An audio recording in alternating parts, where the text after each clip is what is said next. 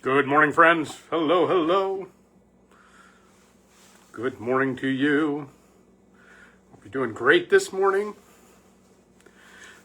The wind nearly blew us all away last night, but we seem to have survived. I hope you're picking up and putting down and cleaning up all that's come. Hope that there's some beauty in this day for you.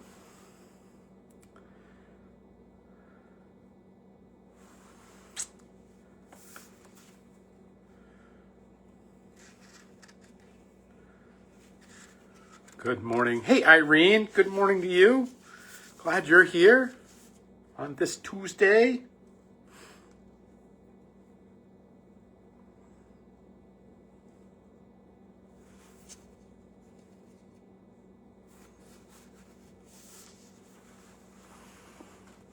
Hey, good morning. Good morning.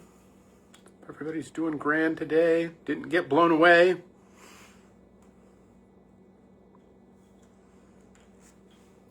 Hey, Donna, good morning to you.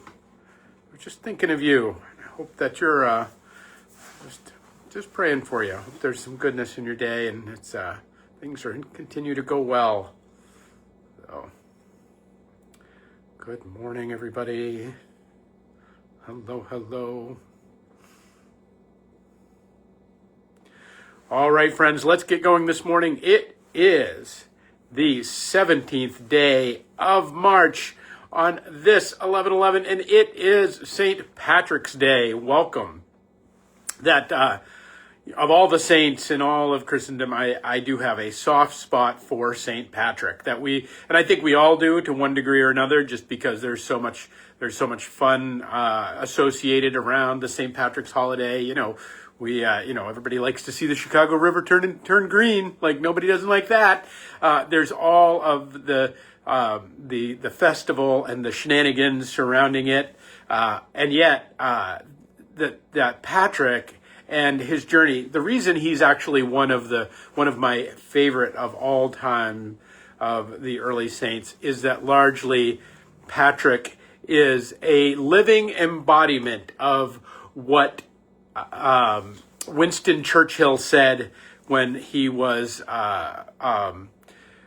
reflecting on his career over the course of his lifetime. And they said, how he had ended up in different places at different times, and would finally end up leading the cause for the Allies and for the British.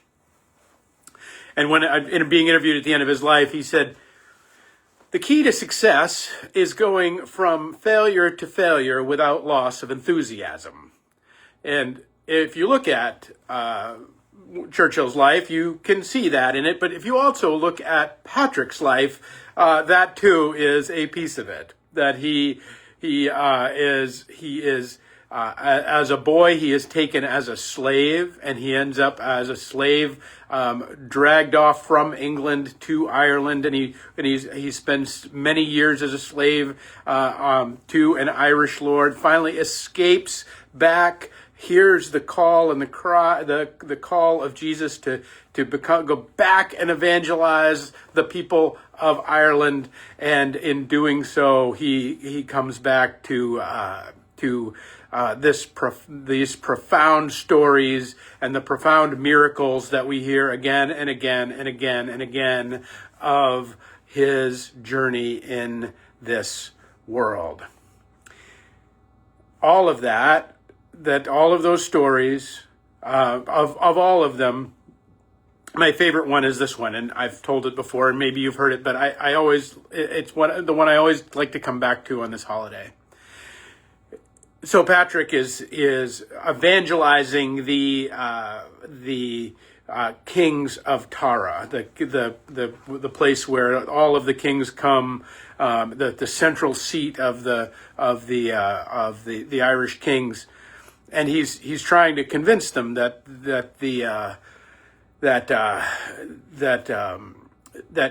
Jesus is in fact greater than the pagan gods that are around, and so they get in this.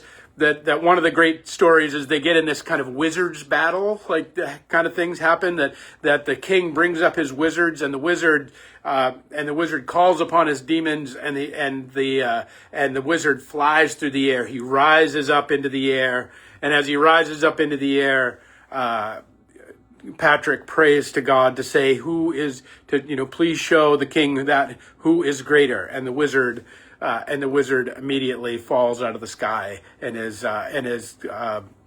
different stories of it different, but he's killed as he hits the ground, this kind of demon worshipping pagan wizard. And from that, the king is incredibly impressed and decides to get baptized. So in the journey of getting baptized, the king comes to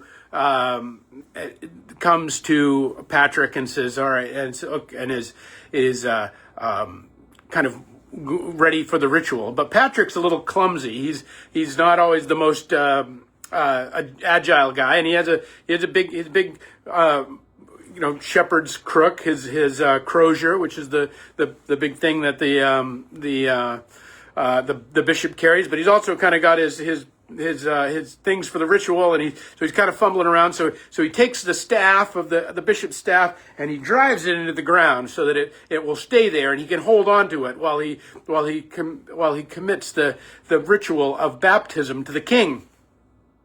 The thing that he didn't realize is that he has taken the sharp pointy end of his staff and driven it through the top of the foot of the king.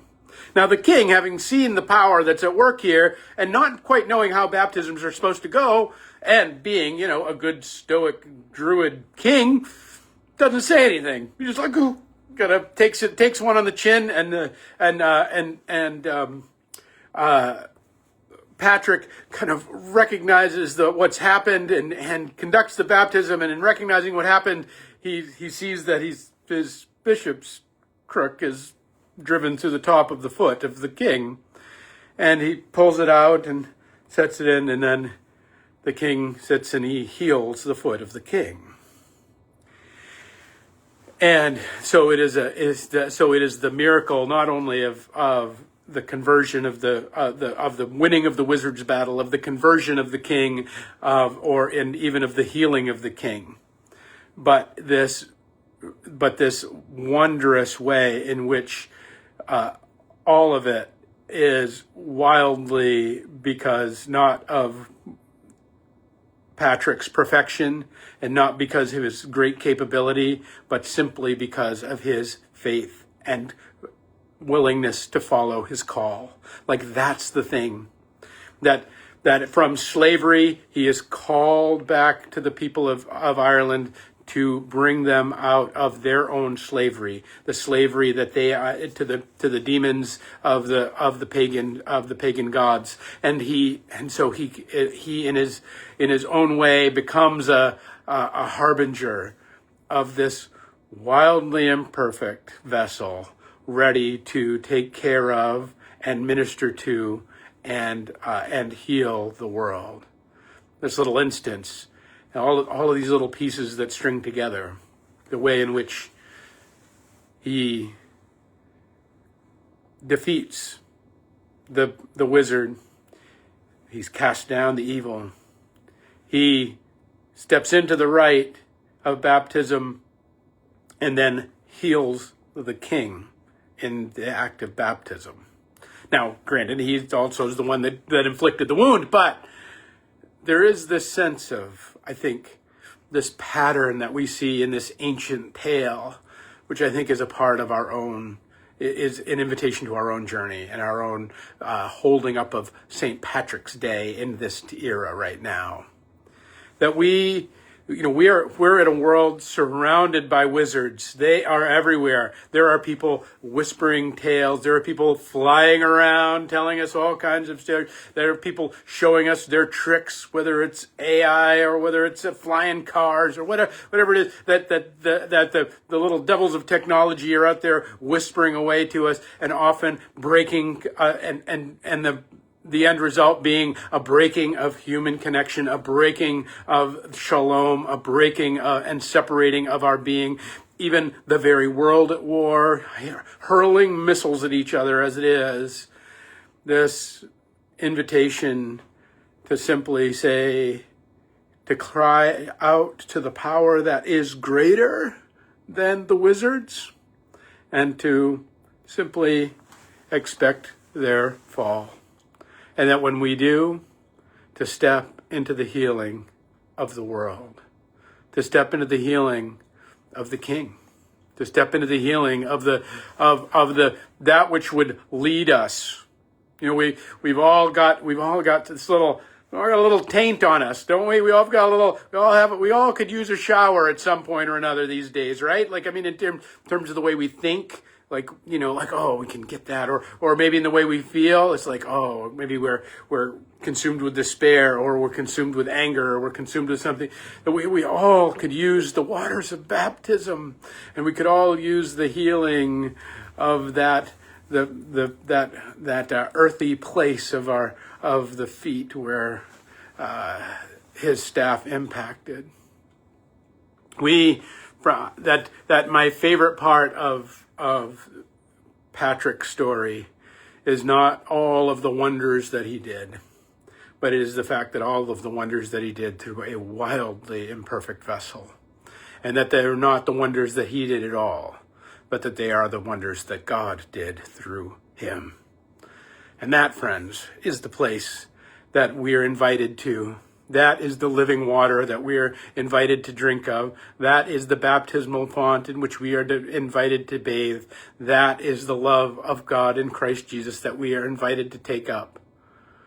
That in our perfection and in our falling down and in our getting up, in our inflicting of wounds and in our crying out for the healing of wounds, in all of it, in all of our living, we can and we will continue to follow the call that God has for us. And in doing so, bring healing to the world, cast out the snakes and the devils, and bring true beauty and true grace and true blessing to the world and to our lives. That's my hope for you today, friends. So I'll leave you with the blessing of St. Patrick that is put upon his breastplate. You see, the breastplate of St. Patrick is it's not just armor. We think about it as armor, but it's really the call, the cry that he had as a warrior, in the spirit, as a fighter for Jesus in Ireland. And it's this call of protection. And it's this call that no matter what direction, no matter where it comes from, no matter where I am, no matter where I stand, that Christ be with me. And so the great benediction, that Christ above me and Christ below me, Christ to the left of me and Christ to the right of me, Christ before me and Christ behind me, and Christ within me, all may be love and grace and goodness may come through it. Peace and grace to you all, my friends, and we will pick it up tomorrow with another 11:11.